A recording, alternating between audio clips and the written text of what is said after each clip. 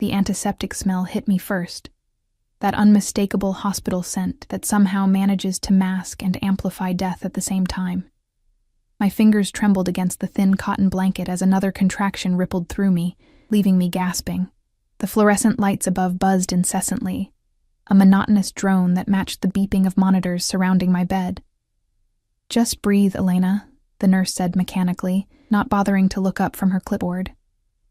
I was just another single mother to her. Another statistic. Another burden on the system. I closed my eyes, trying to focus on anything but the pain and the crushing loneliness.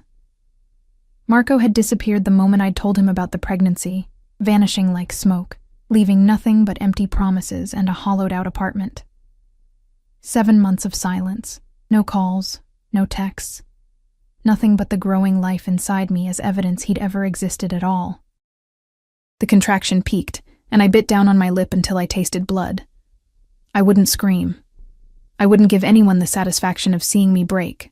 "We need your emergency contact information," another nurse said, materializing beside me with yet another form. Her scrubs were decorated with cartoon animals, an attempt at cheerfulness that felt like mockery in this sterile room. "There's no one," I whispered, the words scraping my throat. "Just put me down." She frowned, tapping her pen against the clipboard. "Hospital policy requires at least one emergency contact, especially for delivery. Is there anyone at all?" The truth stung worse than the pain radiating through my body. 26 years old, and not a single person in the world I could call. My parents were long gone. Mom to cancer when I was 19, Dad to the bottle shortly after. No siblings. Friends had drifted away during my relationship with Marco, his jealousy slowly severing each connection until I was floating, untethered, in his orbit alone. "The baby's father?" she pressed. I laughed then, a hollow sound that morphed into a groan as another contraction began building. "Good luck finding him." She pursed her lips, disapproval etched in the lines around her mouth. "We'll need his information for the birth certificate, Ms. Russo." "Marco Vittori," I said through gritted teeth. "That's all I know. It wasn't serious." The lie tasted bitter. To me, it had been everything. Until it wasn't. The nurse scribbled something down. "Any idea where he might be?" I shook my head, sweat-dampened hair sticking to my forehead. "He worked for some import company. Said his boss was demanding." Another lie. I'd seen the tattoos Marco tried to hide, noticed the way he'd take calls at odd hours, stepping outside regardless of weather or time. I wasn't stupid, but I'd been lonely, and he'd been beautiful, and sometimes that's all it takes for someone like me to ignore the warning signs. When the next contraction hit, something felt different. The pressure intensified, and I heard myself cry out. "She's ready," the first nurse called out. "Get Dr. Moretti." The next hours blurred into a haze of pain, clinical instructions, and my own desperate prayers to a God I wasn't sure I believed in anymore.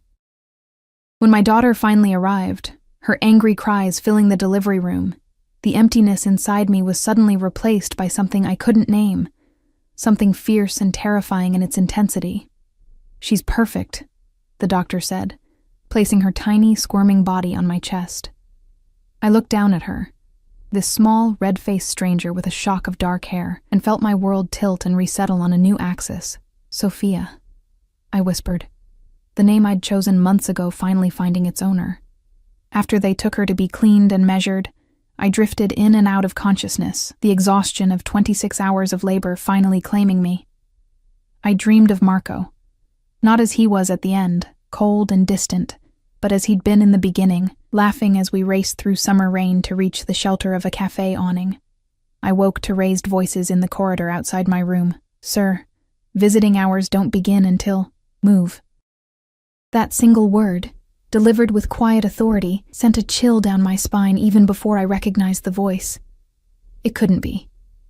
"Sir, you can't just... I received a call saying I'm listed as the father. Now either you direct me to Elena Russo's room, or I start opening doors myself." My heart stuttered painfully in my chest. That voice, low, measured, with the faintest trace of an accent, belonged to Dante Ricci. Not Marco. Dante. I'd only met him once, at a restaurant opening where I'd been working as a waitress. Marco had frozen when he'd walked in, surrounded by men in expensive suits, their vigilant eyes constantly scanning the room. "That's him," Marco had whispered, a mixture of fear and reverence in his voice. "The boss." Dante Ricci had sat at the best table, barely glancing at the menu before ordering in perfect, formal Italian. Throughout the night, people had approached his table, some nervous, others attempting casual confidence, and each time, they'd left looking either relieved or devastated. I'd been assigned to his section, and despite my best efforts to remain professional, I'd felt his dark eyes following me throughout the evening. As I'd served his espresso, he looked up at me, really looked, for the first time. "What's your name?" he'd asked, his voice like aged whiskey, smooth with a burning finish. "Elena," I'd answered, focusing on the cup to keep my hands from shaking. "Elena," he'd repeated, as if testing how it felt on his tongue. "You're new here." It wasn't a question, but I'd answered anyway. "Yes, sir. First week." His lips had curved slightly. "You're doing well." Then his eyes had hardened as he'd looked past me. "Isn't she, Marco?" I'd turned to find Marco standing frozen near the service station, face drained of color. "Yes, sir. She is." That night, Marco had been rougher than usual, leaving bruises on my hips and arms. He never explained the connection between him and Dante Ricci, and I never asked. Some questions were safer, left unasked. Now, Dante Ricci was outside my hospital room, claiming to be my daughter's father. The door swung open, and he filled the frame, tall, broad-shouldered, dressed in a suit that probably cost more than 6 months of my rent. His dark hair was cropped short at the sides but longer on top, and a neatly trimmed beard accentuated his sharp jawline. He looked exactly as I remembered, except for the dangerous glint in his eyes. Behind him stood 2 men, one lean and watchful, the other built like a concrete wall. Security, of course. Dante's gaze swept the room before landing on me, propped up against hospital pillows, probably looking like death warmed over. "Leave us," he said quietly, not turning around. The men disappeared, the door clicking shut behind them. For a long moment, neither of us spoke. I couldn't read his expression. It was carefully, deliberately blank, giving away nothing. But there was tension in his shoulders, in the controlled way he breathed. "There's been a mistake," I finally said, my voice hoarse. "I don't know why they called you." He moved further into the room, each step measured and deliberate. "No mistake," I checked. Fear coiled in my stomach. "That's impossible." "Is it?" He reached into his suit jacket, removing a folded document. "According to this preliminary birth certificate, I'm listed as the father of Sofia Russo, born at 3:47 this morning." He glanced at his watch. Approximately 5 hours ago. My mind raced, trying to make sense of the situation. "I never put your name down. I told them Marco Vittori worked for me." He cut in, his voice hardening on Marco's name. "Until he disappeared 7 months ago, after stealing from me." The pieces suddenly clicked into horrible place. Marco hadn't just left me, he'd been running from Dante Ricci. And somehow, in his desperation, he'd dragged me into whatever he'd done. "I don't know anything about that," I said, fighting to keep my voice steady. "We broke up. He left." Dante approached the bed, his movements reminiscent of a predator, unhurried, yet intentional. He stopped at the foot, studying me with those impenetrable dark eyes. Marco was many things, a thief, a liar, a coward, but apparently he was smart enough to know what would happen if I found him. He set the document on the bed near my feet. So he did the one thing that might give him leverage. He made sure I'd be contacted when his child was born. "She's not your child," I said, anger momentarily overpowering fear. "And I don't know what Marco did, but it has nothing to do with me or my daughter." Something flickered in Dante's eyes. Amusement, perhaps, or appreciation for my defiance. "The birth certificate says otherwise, Elena." The way he said my name sent an involuntary shiver down my spine. "That can be changed. It's just paper." He smiled then, a cold expression that didn't reach his eyes. "In my experience, nothing is ever just anything." He moved to the side of the bed, close enough that I could smell his cologne. something expensive and subtle, sandalwood and amber. Where is Marco? I don't know, I answered truthfully. I haven't seen or heard from him since I told him about the pregnancy. He cleaned out our apartment while I was at work and disappeared. Dante studied me, and I had the unsettling feeling he was cataloging every micro-expression, every blink, every shallow breath, looking for lies. You expect me to believe he never contacted you? Never told you what he did? I met his gaze directly. I don't care what you believe. It's the truth. Before he could respond, the door opened, and a nurse entered, pushing a small transparent bassinet. Time for feeding, Mom, she said cheerfully, then froze when she noticed Dante. Oh, you must be the father. Congratulations. Her eyes darted between us, clearly sensing the tension but professional enough not to comment.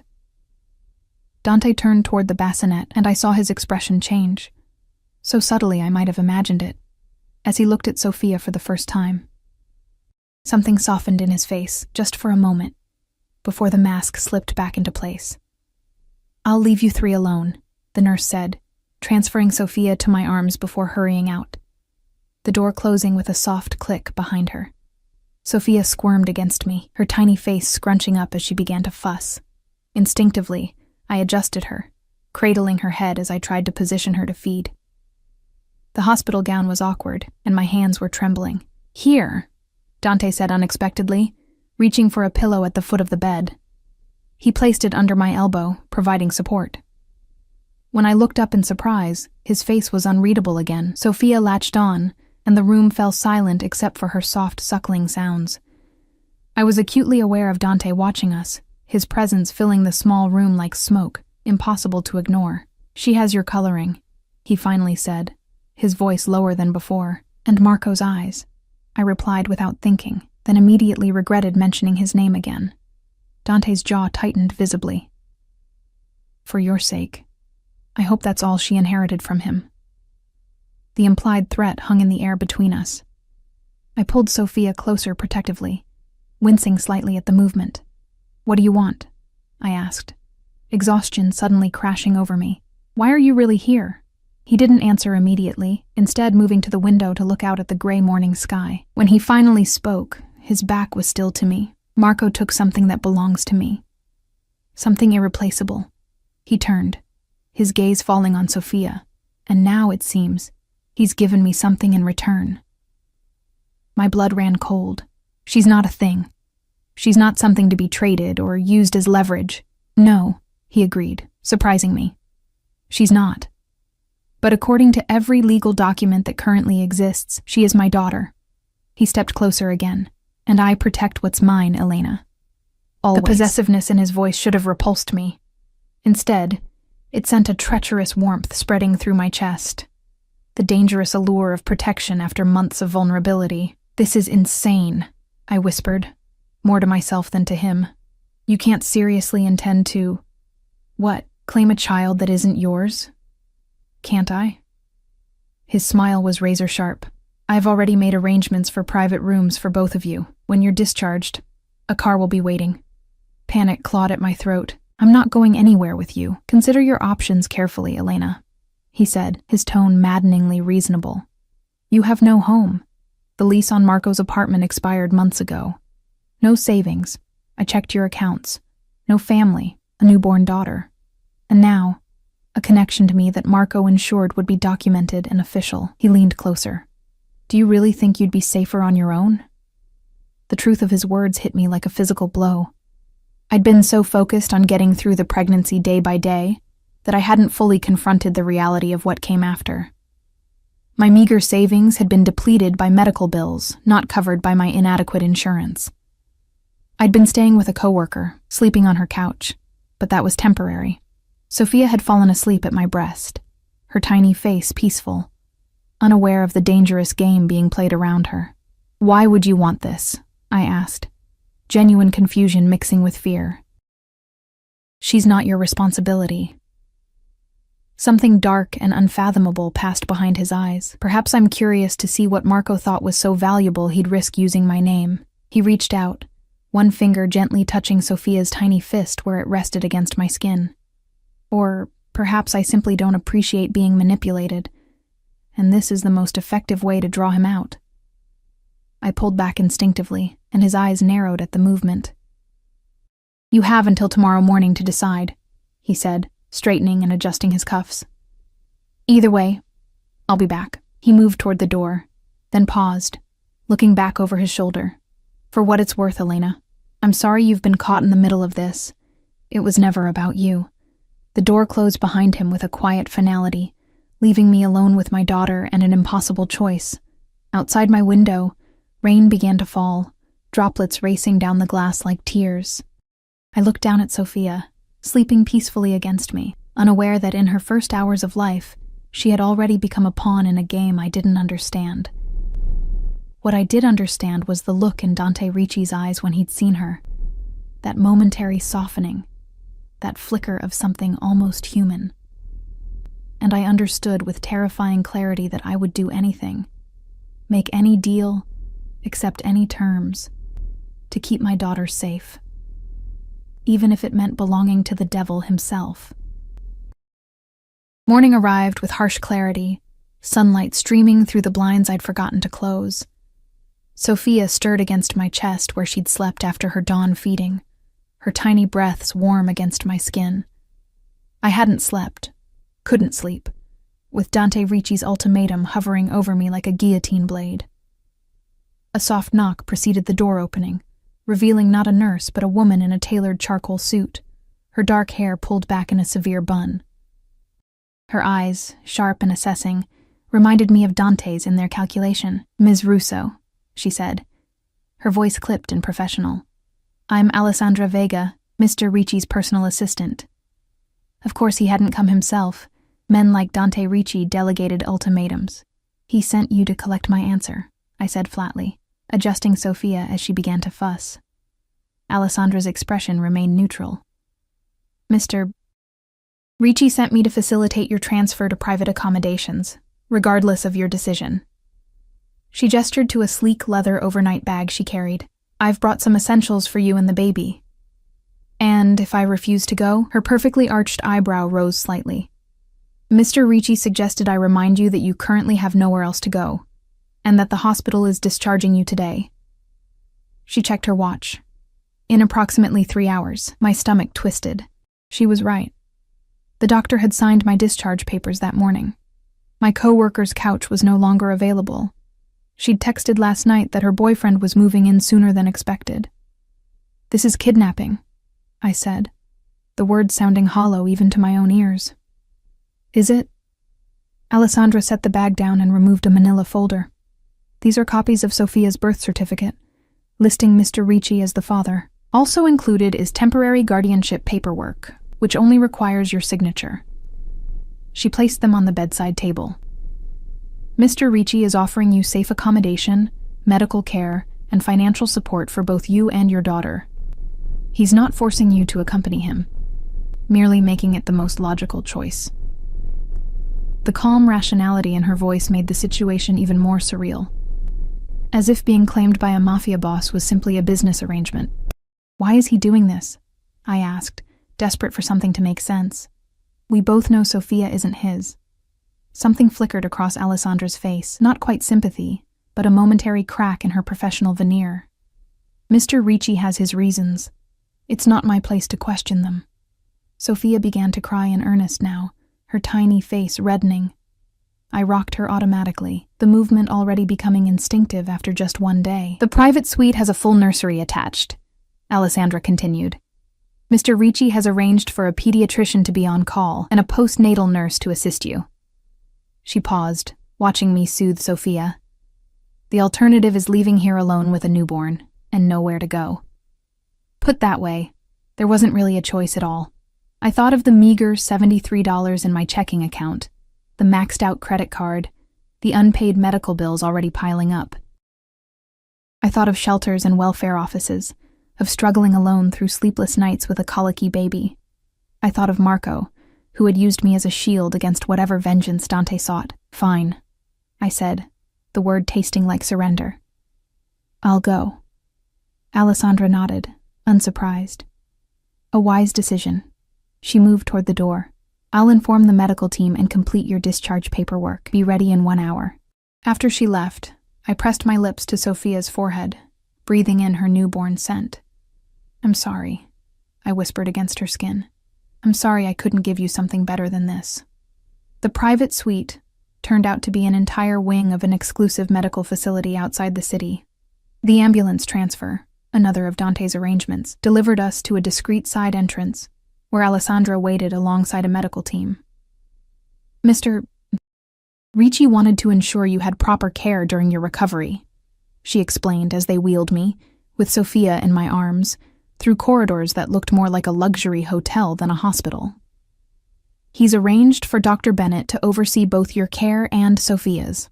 The suite itself was larger than my last apartment, with a spacious bedroom featuring a hospital-grade bed, an adjoining sitting room with plush furniture, and a fully equipped nursery decorated in soft creams and pale greens. The windows overlooked manicured gardens, currently glistening with morning dew.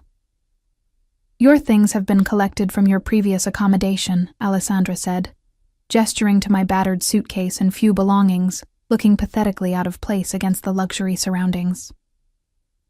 Mr. Ricci took the liberty of supplementing your wardrobe and the baby's essentials. I glanced toward the massive walk-in closet, its doors ajar to reveal clothing with tags still attached. How generous, I said, unable to keep the bitterness from my voice. Mr. Ricci will visit this evening, Alessandra continued, ignoring my tone. He suggests you rest until then. The staff has been instructed to provide anything you need. She handed me a cell phone. This is for you.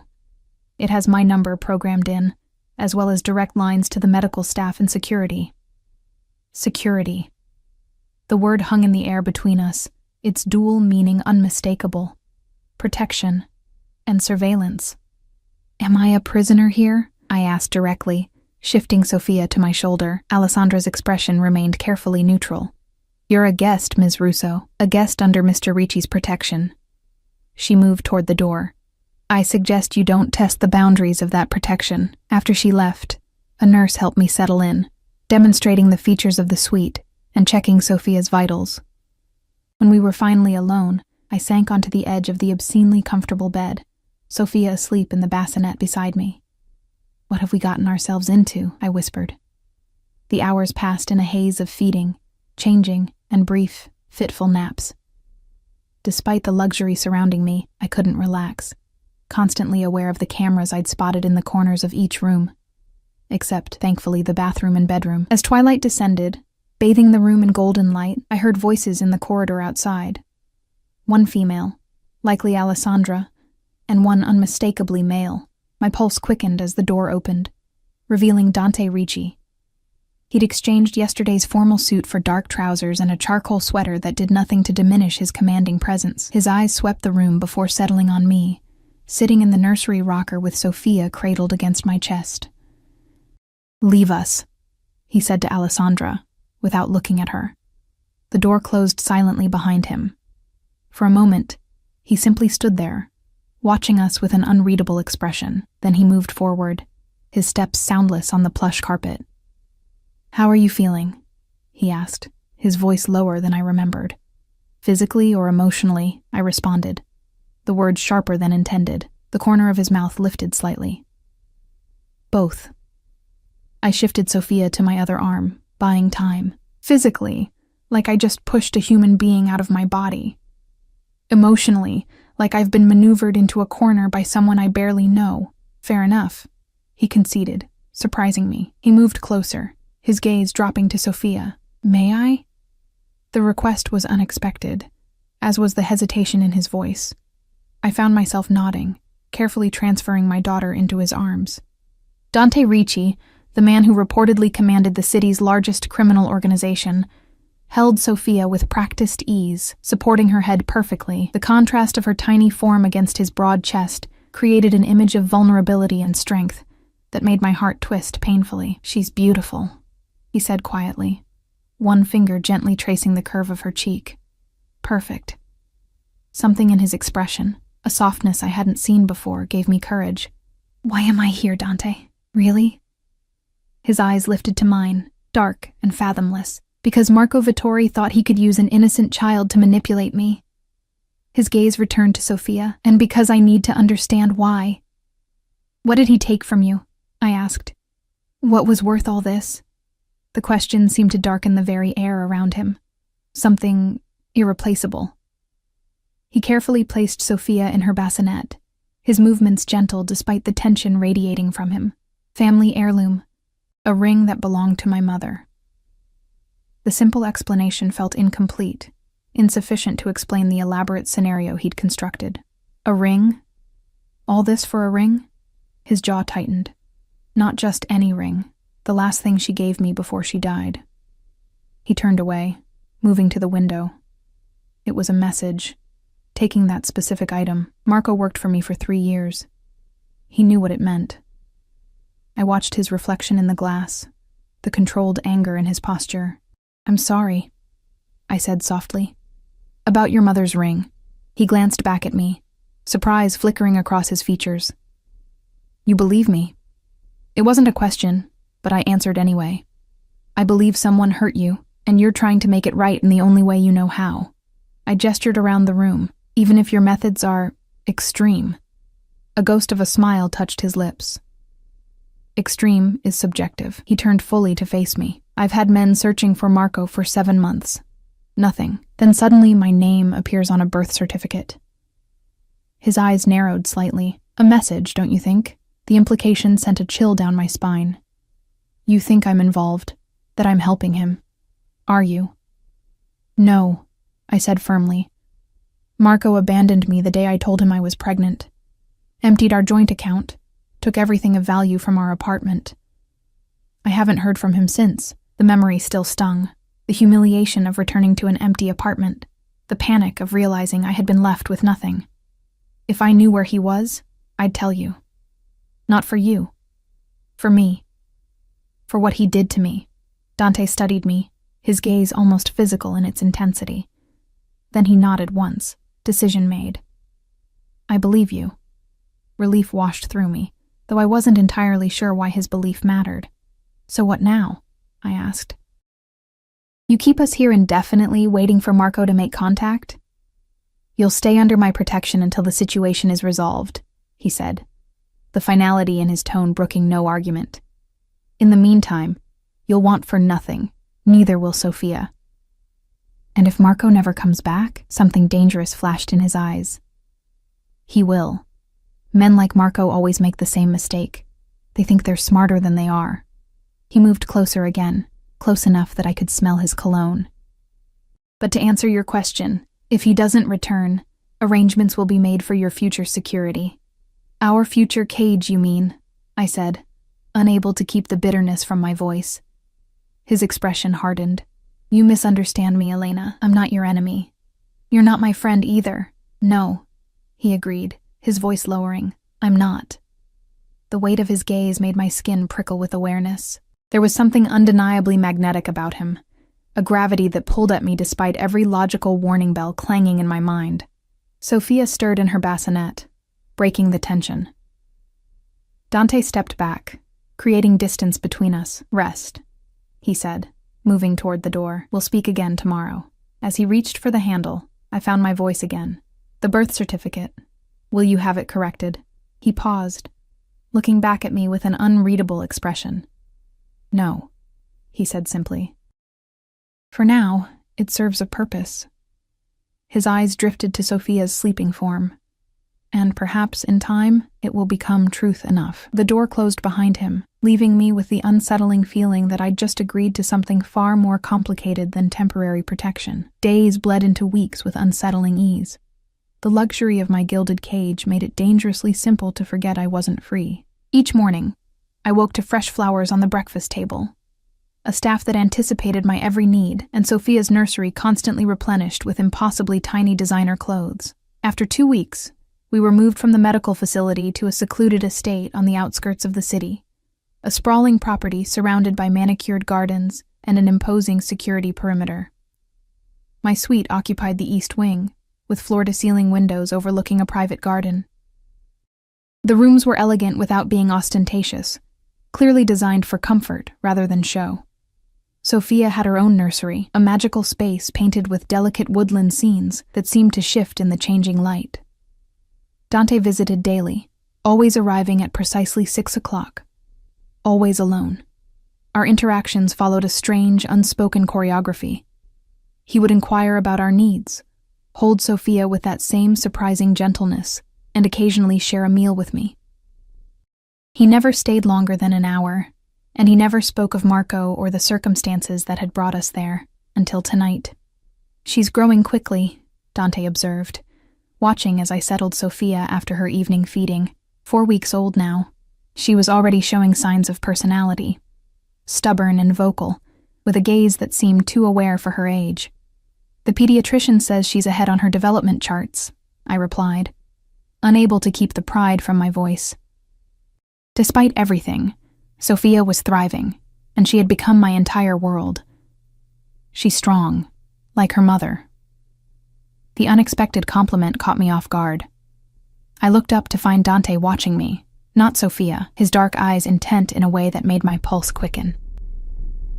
"Not strong enough," I said quietly, tucking the blanket around Sophia's sleeping form. Strong enough would have been seeing through Marco from the beginning. Dante moved closer, his proximity sending a familiar warmth spreading through my chest.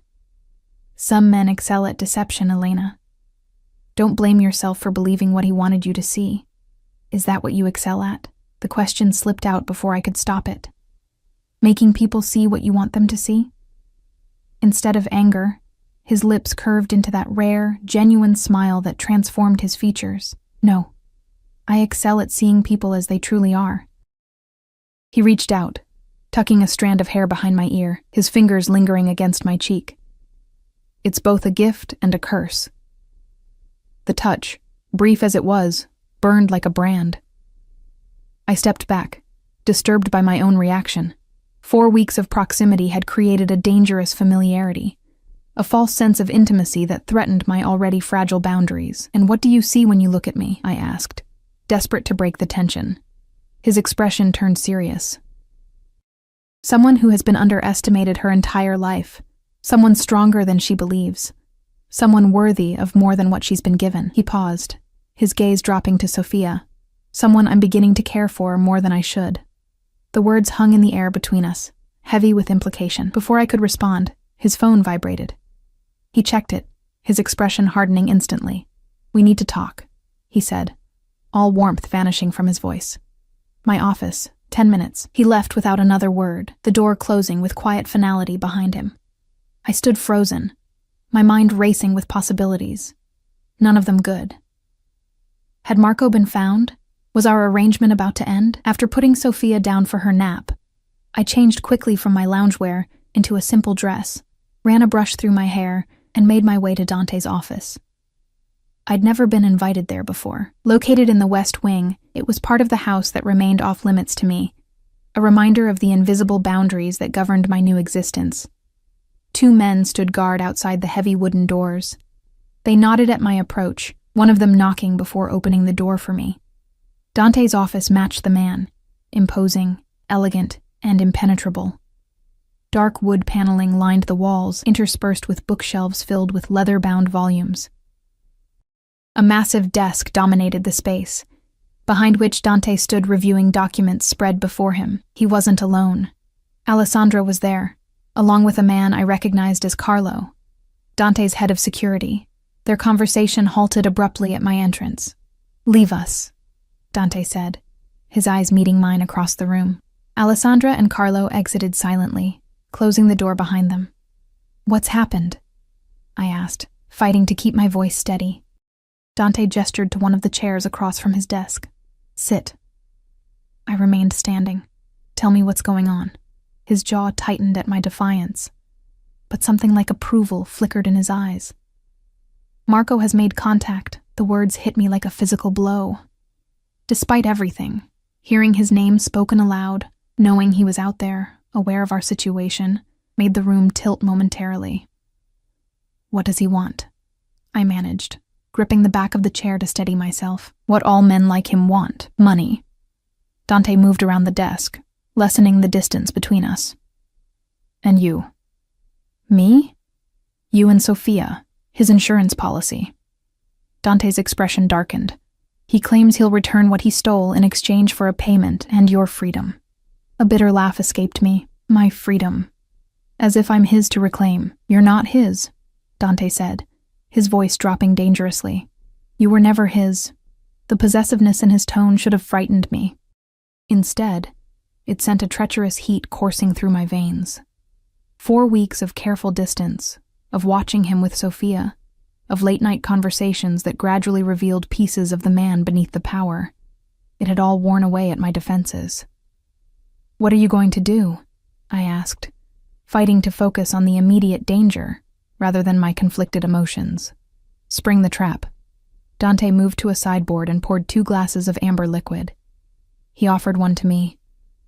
He wants a meeting. Just the 2 of us.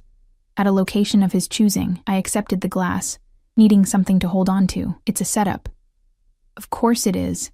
He took a sip, watching me over the rim of his glass, but it's also an opportunity to get your mother's ring back. Something flashed across his face. Surprise, perhaps, that I remembered that detail. Yes. And to end this, the implication in those 4 words chilled me. You're going to kill him. It wasn't a question, but Dante answered anyway. I'm going to do what's necessary to ensure the safety of what's mine.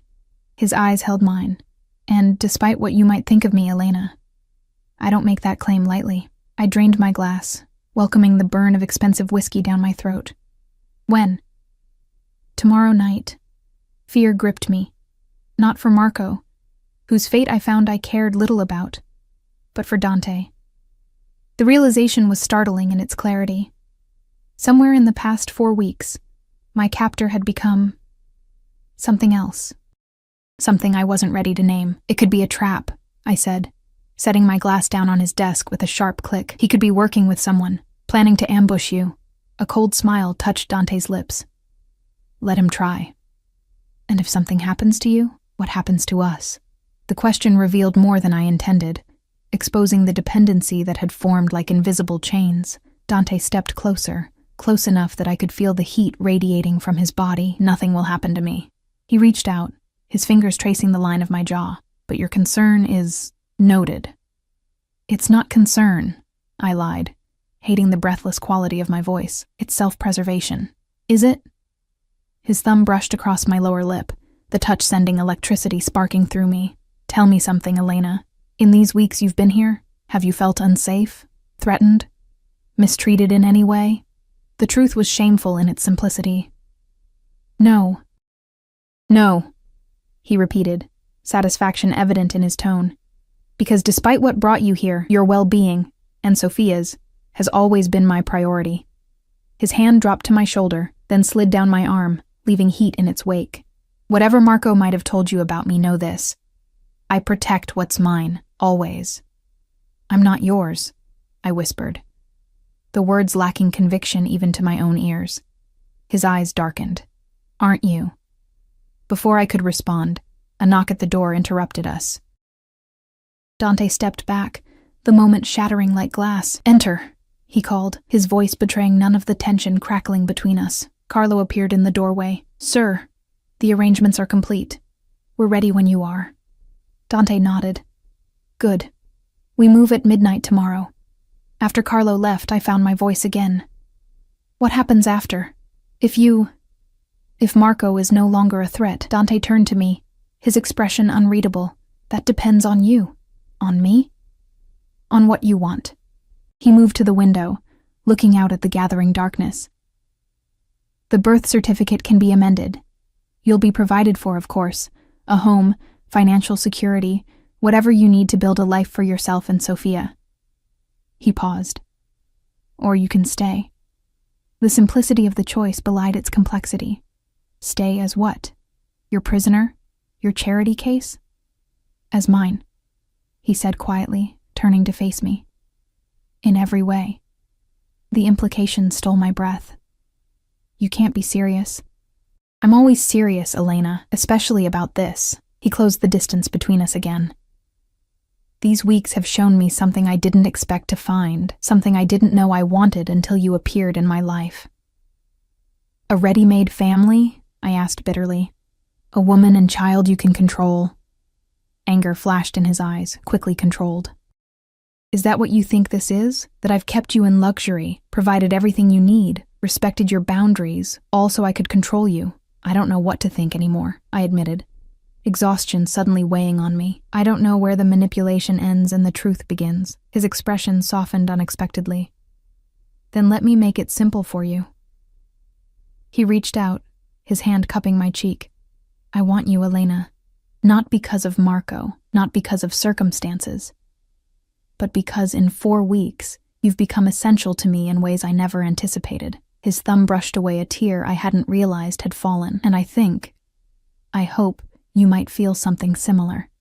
The vulnerability in his admission, so at odds with the powerful man I'd come to know, cracked something open inside me. Even if I did, I whispered. How could I ever know it was real, that it wasn't just Stockholm Syndrome, or gratitude or fear? Because I'll give you a choice, he said simply. After tomorrow, regardless of the outcome, you'll be free to leave. With my protection and support, but free. His hand dropped from my face, and then, if you choose to return, it will be because you want to. Because this, us, is what you truly desire. The offer stunned me into silence. Freedom, the one thing I'd believed he would never grant, offered freely. Before I could respond, Sophia's cry echoed through the baby monitor I carried. The sound broke the spell between us, pulling me back to reality. I should go to her, I said, taking a step back. Dante nodded, his expression closed once more. Of course. At the door, I paused, looking back at him. Be careful tomorrow. A ghost of a smile touched his lips. Always am. As I hurried back to my rooms, Sophia's cries growing more insistent, I realized with startling clarity that I was more afraid of Dante not returning than I was of remaining in his world forever. And that terrified me more than Marco ever could. I didn't sleep that night. Sophia, sensing my anxiety, fussed more than usual, only settling in the early hours of the morning. I paced the nursery with her against my shoulder, whispering reassurances I didn't believe myself. Outside, rain lashed against the windows, the weather reflecting the storm inside me. Dawn brought no clarity. I moved through the day in a daze, mechanically attending to Sophia while my mind raced with possibilities, each darker than the last. Dante was nowhere to be seen. Alessandra informed me he was attending to business when I casually inquired during lunch. By evening, the house had taken on an eerie quietness, the usual staff conspicuously absent. Only Sophia's nursemaid remained, along with 2 security guards stationed outside my suite. The sense of impending danger hung in the air like a gathering storm. I had just put Sophia down for her evening nap when the door to my sitting room opened without a knock. Dante stood in the doorway, dressed entirely in black, tailored trousers, a lightweight sweater that did nothing to conceal the power of his build, and a jacket that hung with suspicious weight on one side. His expression was unreadable, but tension radiated from him in almost visible waves. You're leaving now, I said quietly, moving away from the bassinet to avoid waking Sophia. He nodded once, his dark eyes scanning my face as if committing it to memory. The meeting is set for midnight. Where? Safer if you don't know. He stepped further into the room. I've increased security here. No one enters or leaves until I return. Fear tightened my chest, not for myself, but for him. Dante, don't, he interrupted softly. Whatever you're about to say, don't say it out of fear or uncertainty. I closed my mouth, suddenly unsure of what I had been about to confess. He moved closer, close enough that I could smell his cologne mingled with something metallic and dangerous. If this goes sideways, he said, voice low. Alessandra has instructions. You and Sophia will be taken care of. I don't want to be taken care of, I replied, my voice stronger than I expected. I want you to come back. Something softened in his expression, a momentary glimpse of the man beneath the armor he'd been constructing all day. His hand came up to cup my cheek, his touch gentler than it had any right to be. I will, he promised, though we both knew it wasn't entirely his to promise. Before I could respond, He closed the distance between us, his lips capturing mine in a kiss that felt like both a beginning and a potential ending. I responded instantly, my body betraying what my mind had been fighting for weeks. His arm wrapped around my waist, pulling me against him as the kiss deepened, becoming something desperate and hungry and full of unspoken words. When he finally pulled away, his breathing was as ragged as mine. "That," he said, his forehead resting against mine, "is why I'll come back."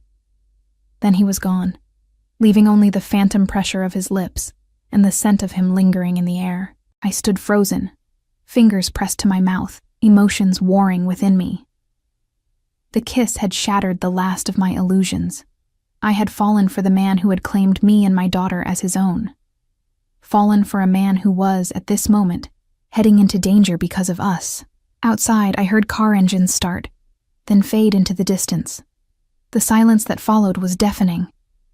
Hours crept by with excruciating slowness. I fed Sophia, bathed her, sang her to sleep. Normal activities that felt surreal against the backdrop of what was happening beyond these walls. Every time my phone buzzed, my heart stopped. But it was never news, just Alessandra checking in, her messages becoming increasingly terse as midnight approached and passed. At 1:17 a.m., the security system's alarm blared to life, the sudden noise making me jolt. Sophia woke, crying in protest. I scooped her up instinctively, heart pounding as I heard shouting and running footsteps in the corridor outside. My door burst open, revealing Carlo, Dante's head of security. Blood stained his shirt collar, and his expression sent ice through my veins. "We need to move you. Now," he ordered, already crossing to the closet and pulling out a small bag. "What's happened?" I demanded, clutching Sophia tighter as her cries escalated. "Where's Dante?" Carlo didn't look at me as he threw some of my clothes and Sophia's necessities into the bag. "Compromised location. Possible security breach here." He zipped the bag shut with unnecessary force. "We're following protocol." "Tell me what happened to Dante," I insisted, not moving despite his obvious urgency. Carlo finally met my gaze, his expression grim. "Ambush. Multiple hostiles." He checked his watch. "Mr.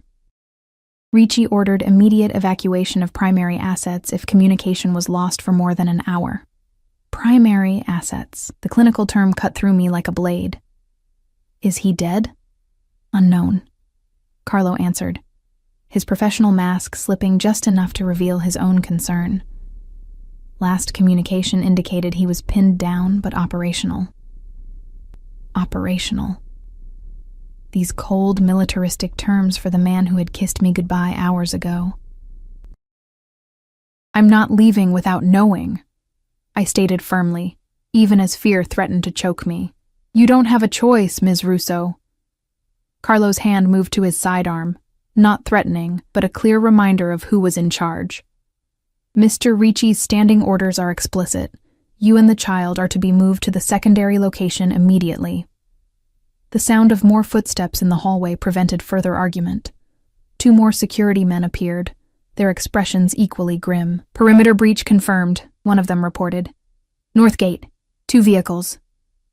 Carlo cursed under his breath. "Move. Now." What followed was a blur of motion. Someone handed me a coat. Someone else took Sophia momentarily while I put it on. Carlo led us not through the main corridor, but through what appeared to be a service passage, dimly lit and narrow. Sophia, somehow sensing the danger, had quieted against my chest, her tiny fingers clutching my shirt. We emerged into the garage beneath the house, where a nondescript SUV with tinted windows idled. Carlo opened the back door, revealing a car seat already installed. "Get in. Secure the child.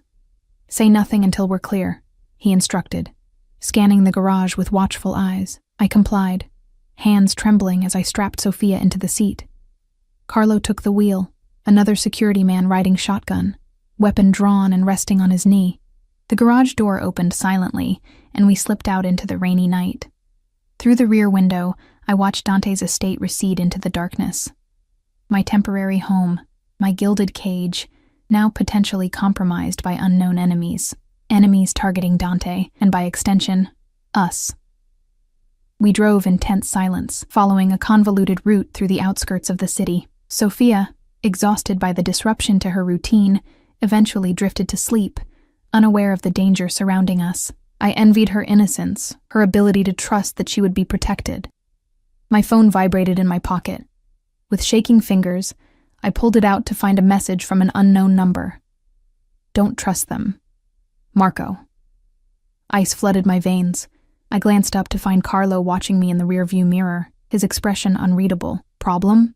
He asked, his tone casual despite the tension evident in his shoulders. I swallowed hard, mind racing. If Marco was messaging me, did that mean the meeting with Dante had never happened? Or that it had gone catastrophically wrong? Either way, the warning sent chills down my spine. Just checking the time, I lied, slipping the phone back into my pocket. Carlo held my gaze a moment too long before returning his attention to the road. We'll be at the safe house in 20 minutes. You'll stay there until we receive new orders. New orders. From whom? If Dante was... No. I couldn't even think the word. The city lights fell away as we headed into more rural areas, the road becoming narrower and less maintained. Rain continued to fall, reducing visibility and lending an ominous quality to the night. Occasionally, Carlo would make an abrupt turn or double back, ensuring we weren't being followed. My phone vibrated again. Under the pretense of checking on Sophia, I angled my body away from the front seats and quickly glanced at the screen. They're taking you to him, not away. Get out now. Last chance. A cold certainty settled in my stomach. Something wasn't right. Carlo's evasiveness, the urgency of the evacuation despite no visible threat at the house, the circuitous route, all of it felt wrong. I looked at Sophia, peaceful in her sleep, and knew with absolute clarity that I would do anything to protect her. Even if it meant taking advice from the man who had abandoned us. I need to use the restroom, I said suddenly. Sophia needs changing too. Carlo's eyes flicked to mine in the mirror again. It can wait. It can't, I insisted, injecting desperation into my voice. She has a rash that gets worse if she sits too long in a wet diaper. Please, just a quick stop. He seemed to weigh his options, then nodded curtly. 5 minutes. Next service station. 10 tense minutes later, he pulled into a deserted gas station, its fluorescent lights harsh against the dark countryside surrounding it. Make it quick, he said, as the SUV came to a stop near the restroom entrance. Anton will accompany you. The security man from the passenger seat exited, opening my door with cold efficiency. I unstrapped Sophia, gathered her diaper bag, and stepped into the rain, heart pounding so loudly I was certain they could hear it. Anton positioned himself outside the restroom door, his back to me as he scanned the perimeter. 3 minutes, he called as the door swung shut behind me. The restroom was dirty but mercifully empty. I laid Sophia on the changing table, my mind racing. There had to be another way out. A window, perhaps. The sound of screeching tires and shouting outside made me freeze. Gunshots followed, 3 in rapid succession, then silence. Sophia startled awake, her cries piercing the sudden quiet. I clutched her to my chest, backing against the far wall, eyes fixed on the door. It burst open, revealing not Anton or Carlo, but a face I hadn't seen in nearly a year. Marco. He looked different. Thinner, harder, with a new scar bisecting his left eyebrow. His eyes widened at the sight of Sophia, a flicker of something like regret crossing his features before disappearing behind a mask of urgency. We need to go. Now, he said, reaching for my arm. I recoiled instinctively. Don't touch me. Frustration crossed his face. Elena, there's no time. They weren't taking you to a safe house. They were delivering you to the Varga family. Dante's rivals. He's been compromised. Why should I believe you? I demanded, even as doubt crept in. You abandoned us. To protect you, he insisted, glancing nervously toward the door. I stole from Dante, yes, but when I realized he'd never stop hunting me, I tried to make a deal. Use his name on the birth certificate. Make him think he could use you to get to me. His expression hardened.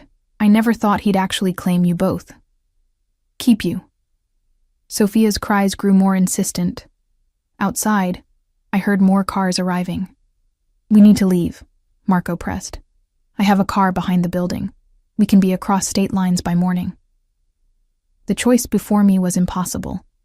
Trust the man who had abandoned me, or return to those who claim to protect me but might be betraying Dante. And underneath it all, the terrifying uncertainty of whether Dante was even alive. "Where is he?" I asked, my voice barely audible over Sophia's cries. "Where's Dante?" Something like jealousy flashed across Marco's features. "Does it matter?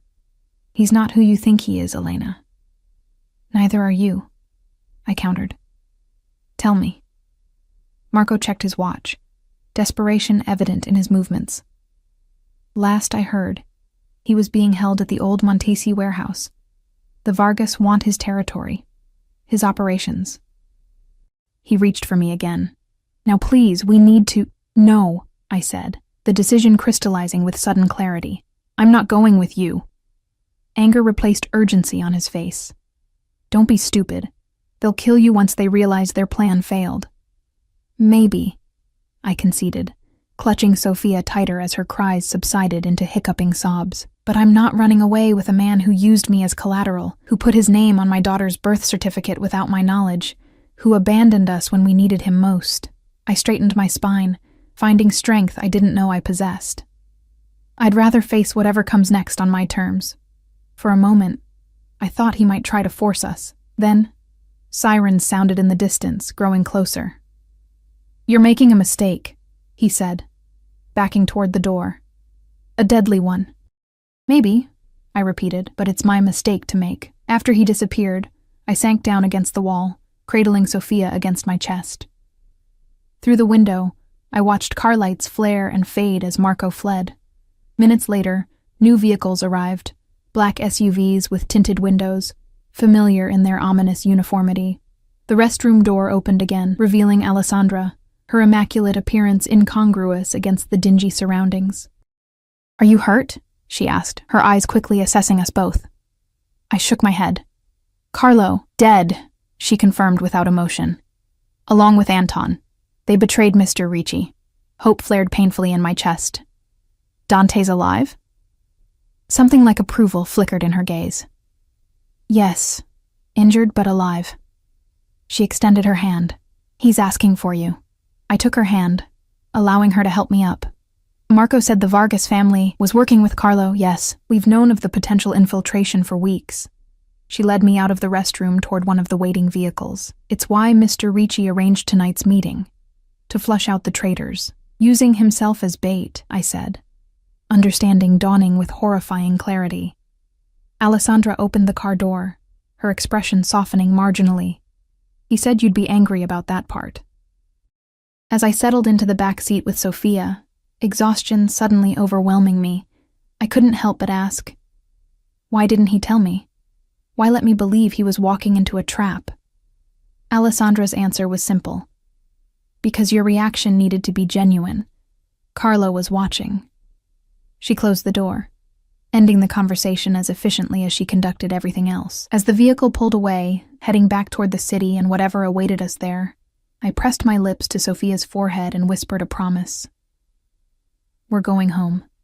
The private hospital room was bathed in the soft glow of dawn when we arrived, the first tentative rays of sunlight filtering through half-drawn blinds. Alessandra led me through a maze of corridors, past discreet security personnel positioned at strategic intervals, their watchful eyes following our progress. "He's been asking for you," she said, pausing outside a door guarded by two of Dante's most trusted men. "The doctors have him sedated, but he's been fighting it." A hint of something almost like affection colored her typically neutral tone. Stubborn man. My heart hammered against my ribs as the door opened. Sophia had fallen asleep during the drive, her tiny body warm and heavy against my shoulder. I stepped into the room, breath catching at the sight before me. Dante lay in the hospital bed, his powerful frame somehow diminished against the white sheets. Monitors beeped steadily beside him, tracking vitals with cold precision. A bandage covered his left shoulder, spots of crimson seeping through the pristine white. Another wrapped around his ribs, visible beneath the thin hospital gown. His face bore a deep cut above his right eye, butterfly stitches holding the edges together. But he was alive, breathing, present. His eyes opened as I approached, recognition and relief washing over his features. "Elena," he murmured, voice rough from intubation or disuse. His gaze moved to Sophia, softening instantly. You're both safe. The simple statement broke something inside me. Tears I'd been holding back for hours spilled over, streaming silently down my cheeks. You almost weren't, I said, unable to keep the accusation from my voice. A ghost of a smile touched his lips. But I am. You should have told me, I insisted, moving closer to the bed. About Carlo, about the trap you were setting. Would you have let me go if you'd known? He asked, eyes never leaving mine, the truth caught in my throat. No. Exactly. He shifted slightly, wincing at the movement. And I needed to end this, for all of us. Sophia stirred against me, her tiny face scrunching with displeasure at being confined too long. Without thinking, I gently transferred her to the crook of Dante's uninjured arm. He accepted her with that now familiar expertise, his large hand cradling her head with infinite care. You met Marco, he said. Not a question, but a statement of fact. I nodded. Perching carefully on the edge of the bed, he tried to convince me to leave with him. Something dangerous flashed in Dante's eyes. And yet you're here. I'm here, I confirmed softly. I chose you. The simplicity of the statement hung between us, weighted with all it left unsaid. Dante's free hand found mine, fingers intertwining with surprising gentleness. Why? He asked, vulnerability momentarily visible beneath his carefully constructed armor. I considered deflecting, offering some practical explanation about safety or security.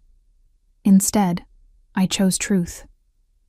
Because in the moment I thought I might lose you, I realized I didn't want to live in a world where you didn't exist.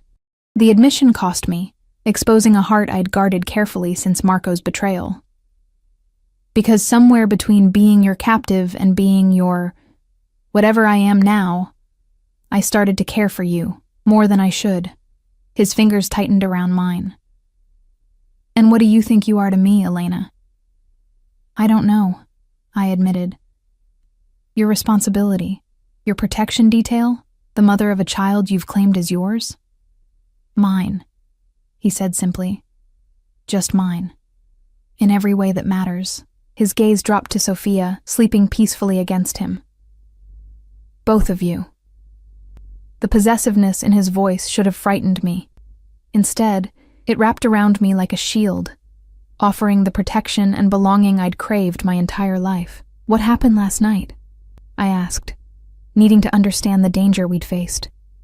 The danger we might still face. Dante's expression hardened. The Vargas family has been trying to expand into my territory for years.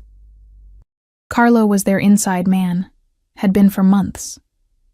He shifted Sophia more comfortably against his chest. Marco's theft was convenient timing. They used him, fed him information about my mother's ring, knowing what it meant to me. Did you get it back? I asked softly, remembering how he'd described it, the last thing his mother had given him. A genuine smile touched his lips. Yes. It was never about money for Marco. Just survival. When he realized the Vargas family planned to eliminate him after using him to get to me, he made a desperate play. His eyes met mine. Using you and Sophia, by naming you as Sophia's father, I said, understanding dawning. He thought it would give him leverage. He thought it would force me to negotiate. Dante corrected. What he didn't anticipate was that I would claim you both completely. His thumb stroked over my knuckles.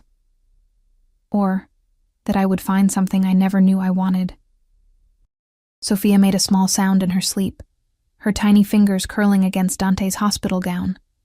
The sight of them together, this powerful, dangerous man holding my daughter with such tenderness, made my heart constrict painfully. What happens now?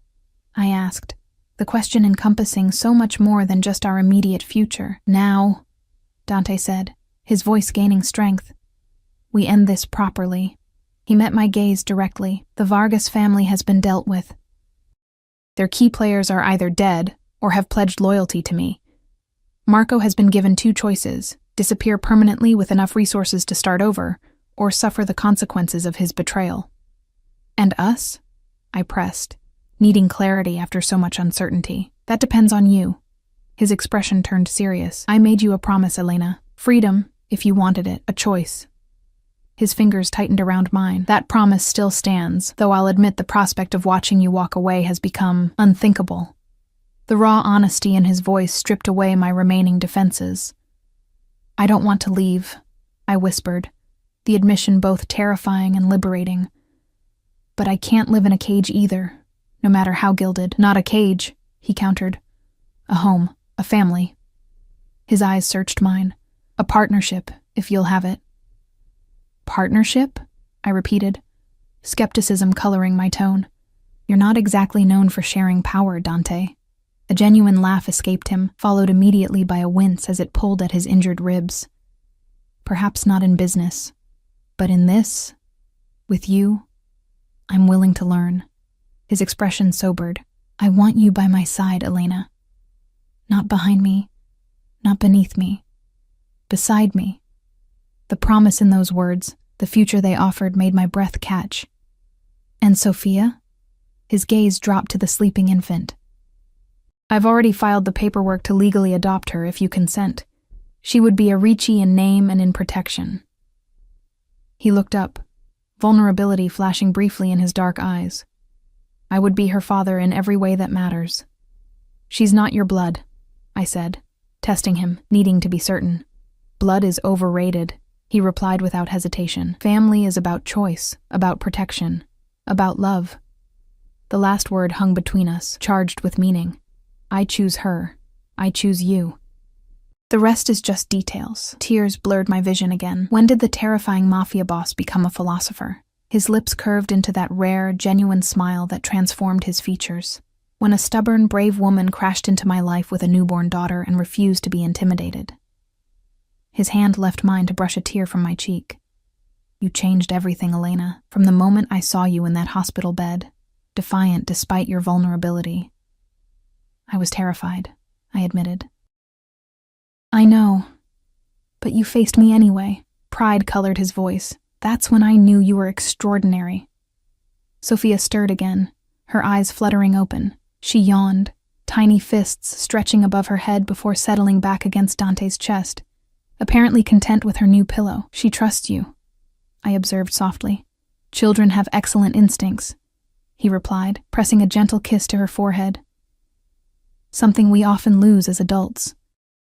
I thought of Marco, how I'd ignored every warning sign, blinded by loneliness and his superficial charm. Then I thought of Dante, how despite the circumstances that brought us together, despite his dangerous world and controlling tendencies, I'd never truly feared him. Not for myself, not for Sophia. What are you thinking?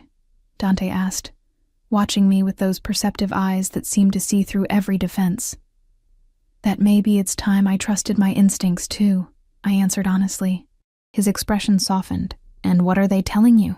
I leaned forward, careful of his injuries, and pressed my lips to his in a gentle kiss that quickly deepened into something more profound. His hand came up to cradle the back of my neck, holding me to him with a tenderness that belied his strength. When we parted, both slightly breathless, I rested my forehead against his. They're telling me I'm already home. 3 months later, I stood in the garden of what was now truly our home, watching as autumn painted the leaves in fiery hues of gold and crimson. Sophia, growing stronger and more curious by the day, lay on a blanket beneath a maple tree, protected from the gentle breeze by the cashmere blanket Dante had insisted on buying her. Contemplating the universe, his voice came from behind me, arms wrapping around my waist as he pressed a kiss to the curve of my neck. I leaned back against him, savoring his warmth and strength. Just thinking about how much has changed. His hand splayed possessively across my stomach. Any regrets? I turned in his embrace, looking up into the face that had become my entire world. Not one. The dangerous man who had claimed us now wore his power differently around us, like a shield rather than a weapon. The world outside our gates still knew him as Dante Ricci, the formidable head of a criminal empire. But within these walls, he was simply ours, Sophia's adoring father, my passionate partner. I have something for you, he said, reaching into his pocket. Something I've been waiting to give you. He opened his palm, revealing a ring, platinum band with a single flawless diamond, elegant in its simplicity. "This isn't my mother's ring," he said, anticipating my question. "That belongs to Sophia now, for when she's older. This one is new, for you alone."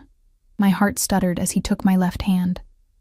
"Dante, I'm not asking for traditional vows or a conventional arrangement," he continued, his eyes never leaving mine. "Our beginning was too unusual for that.